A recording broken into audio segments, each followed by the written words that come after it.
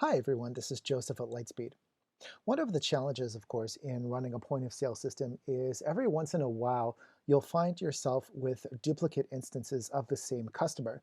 A customer may have created a profile for themselves on your e-com platform, or perhaps if they were identified at different stores, they may have been entered twice using the same email address or using the same name. So there's any number of different reasons why a customer may have ended up into your point of sale system with two different profiles. Using analytics, we can determine if the same email address is being used for multiple customers, or if the same name is being used to multiple customers. And we can quickly sort to determine if instances of duplicates have taken place that we might need to correct. So there are a few steps to creating the duplicate customers report. First, we'll begin with a simple customer lifetime value report.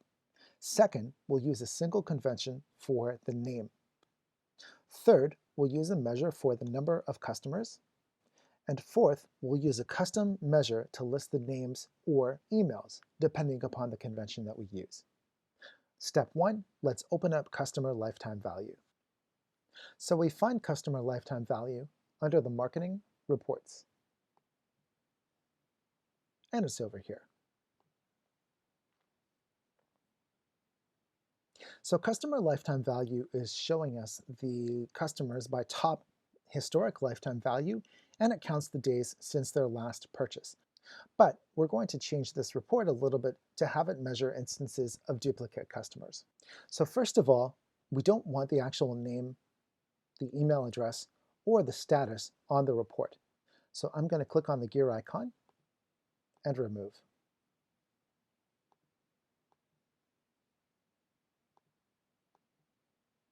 We actually don't need the historic lifetime value or the days since last purchase either. So I'm going to remove those too. Also, let's go up to the filters. We don't care whether the customer is a repeat customer or not. So I'm going to remove this filter too. So far, so good. Step 2 for identifying duplicate customers is choosing a single convention for the name. So we're going to do this using a function called lower. We'll want to do this using a custom dimension. So I'm going to go up to the custom fields, and it will create a new custom dimension. The formula we're going to use is called lower. And what lower does is takes the string it's looking at and puts everything into lowercase convention. This way, whether the customer's details were entered either in uppercase, lowercase, or some varied convention, it will consider all of the letters to be lowercase, and this will make it easier to count instances of duplicates. For this model, let's use the customer's email address. So I'm going to start typing the word email, and we'll see it show up here.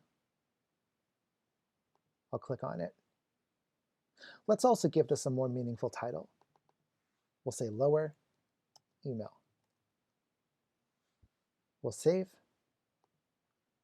and we'll run.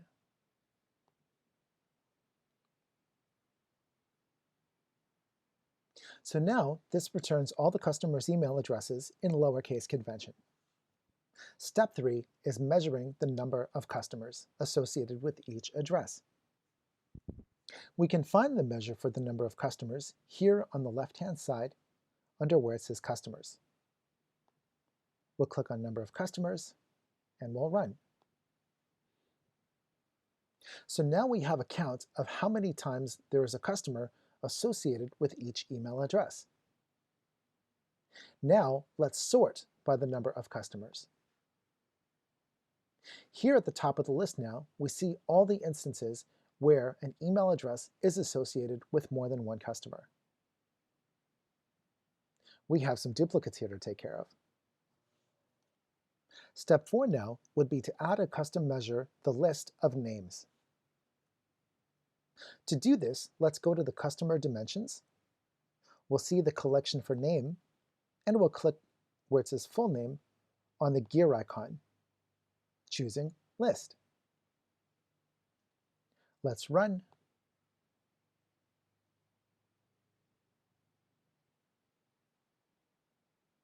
So now we can see all the names that are associated with each email address. This will make it much easier to identify the customers that we need to adjust.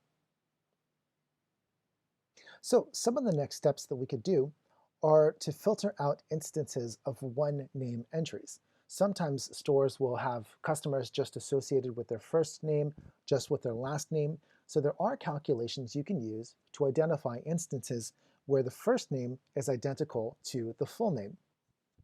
Additionally, we could filter the search for certain customer types. If certain customers have not been in the store in a long time, then maybe we're not as concerned with identifying duplicates for them. So that's another thing that we can do. So thank you for watching our video. You can find more resources here in the Video Help Center and also in the Analytics section on Community.